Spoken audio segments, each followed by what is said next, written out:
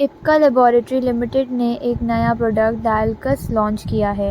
इस novel product का उद्देश्य भारत के लोगों में होने वाले डायबिटिक फुट अल्सर की चुनौतियों का समाधान करना है। डायल्कस को नोवा लीड फार्मा प्राइवेट लिमिटेड द्वारा विकसित किया गया है।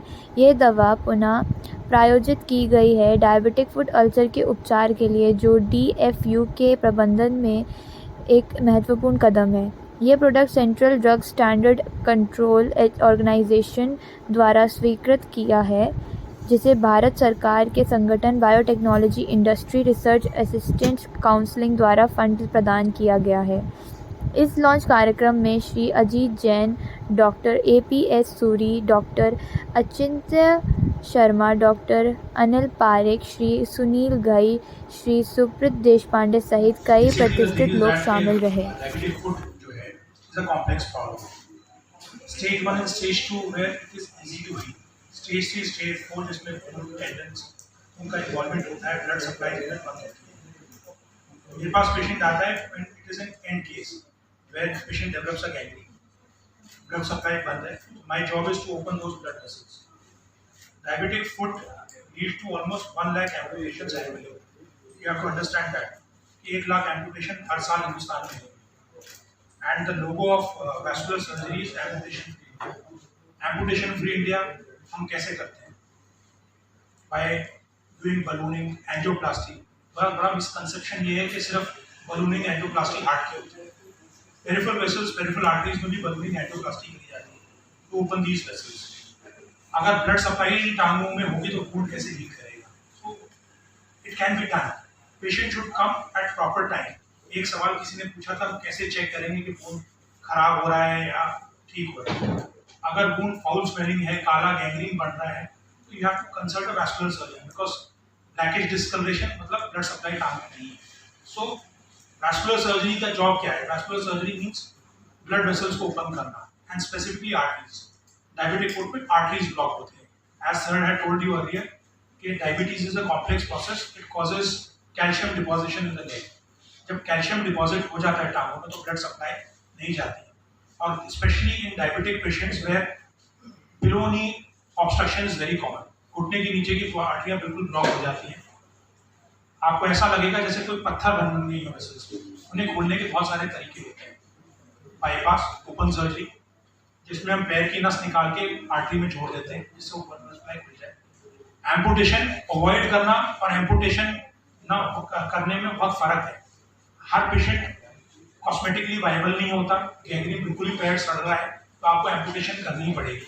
बट एम्पुटेशन किस लेवल पे हो रहा है? एक उंगली जाना या पूरा पैर जाना, तो दोनों में बहुत फर्क होता है। As you had earlier told you कि मोर्टेलिटी इज ऑलमोस्ट 40%। तो एक उंगली का नुकसान और पूरे पैर के नुकसान को भी बचाया जा सकता है।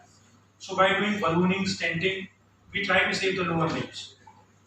बाईपासेस भी करे जाते हैं, but these procedures are very expensive. Prevention is always better than cure. तो lifestyle modification, proper walking, glycaemic control, पैर में कोई चोट लग गई हो तो आप उसे हील नहीं हो रही हो, लेट अस से in a week it is not healing, then you should consult a vascular surgeon or a podiatrist. Get your blood supply checked. Blood supply बंद है तो that ulcer is also never going to heal. क्योंकि 30% patients जो peripheral arterial disease के होते हैं उन्हें cardiac morbidity होती है, मतलब कार्डियक डिजीज भी साथ में। तो vascular surgery is an emerging branch, specially when India is becoming a diabetic capital. Inspection right time पे आना और खून को दिखाना बहुत इंपॉर्टेंट है। सबसे बड़ी प्रॉब्लम इंडियन सेटअप में इग्नोरेंस इन द सेंस के चोट लगे चलो हम पट्टी कर लेंगे ठीक हो जाएगा, शुगर कंट्रोल नहीं करेंगे तो ठीक हो जाएगा, ऐसा नहीं होता है। This is a very aggressive disease, फटाफट it spreads up, you can go into septic shock, amputation life saving के लिए भी करनी पड़ती है। तो इसलिए आपको वैस्कुलर सर्जन से कंसल्ट करना चाहिए with regard to blood supply. Thank you. Anyone wants to ask about vascular surgery? Let me just add a couple of points to what Dr. Suri and Dr. Sharma has said. किसी भी disease को आप जल्दी से जल्दी आप doctor के पास जाएंगे तो आप उससे बच सकते हैं, उसके दुष्परिणामों से बच सकते हैं। बहुत आगे चल के आप लेट पहुंचेंगे तो कोई भी डिजीज हो उसका ट्रीटमेंट डिफिकल्ट और डिफिकल्ट होता जाता है। अब जैसे डॉक्टर शर्मा ने कहा कि बाद में पैर काटने की नौबत आती है, उससे पहले जैसे ही जख्म हो और आपको मालूम है कि आपको ब्लड शुगर की प्रॉब्लम है, तो आप तुरंत पहले डॉक्टर के पास जाइए। वो उसको घर में आप पट्टी करके वो ठीक नहीं होने वाली, वो डॉक्टर के पास जाइए। वो डॉक्टर डायल्कस आपको रिकमेंड करेंगे, तो आप उसको रेगुलरली डॉक्टर ने जैसे बताया वैसे उसको लगाइए, तो वो बाद की स्टेज से आप बच जाएंगे और वो पहले ही हील हो सकती है। वो तो पूरा ये जो पूरे ट्रीटमेंट का कॉन्सेप्ट है वो ये है कि आप वो एम्पुटेशन की स्टेज तक पहुंचे ही ना। तो इसके लिए ये ड्रग है और उसका रिजल्ट क्लिनिकल ट्रायल में अच्छा होने की वजह से हमको लगता है कि भारत में बहुत अच्छी लेवल तक डायबिटिक फुट अल्सर की वजह से होने वाले एम्पुटेशन से बचा जा सकता है।